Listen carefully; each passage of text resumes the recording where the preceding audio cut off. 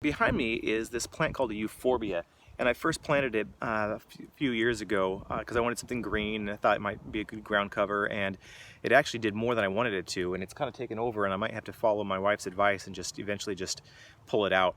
And it makes me think of a man named Jeroboam. Jeroboam was a servant of Solomon. You might remember that Solomon had a lot of wives, and that led him to stop worshiping God and instead start to worship other gods as well. And God doesn't like that. He is the one true God, and he wants to be worshipped like he's the one true God.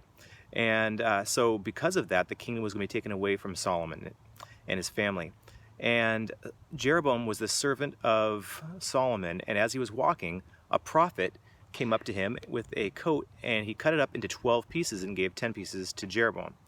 What that meant was that the kingdom of Israel, which had been united, was going to be divided into two groups, Israel in the north and Judah in the south. The 10 tribes were going to go with Jeroboam.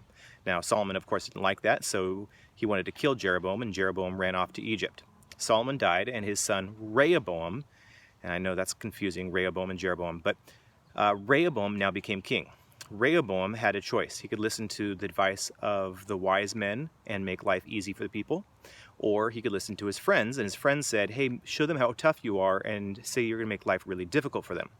He unfortunately listened to the advice of his friends, and the people obviously said, we don't want to be under you anymore. So they followed Jeroboam, and so 10 tribes went with him to the north, just like the prophet said was going to happen. The problem was Jeroboam, even though he'd been given this gift from God, decided that he was going to do more than what God had said. And he thought, oh, you know what, I have a problem. The temple is down in the south, which is Judah. I'm up in the north. All my people are going to go down to the south and worship God down there. And so he thought, I have a great decision to make, and I'm going to do something that makes sense to me.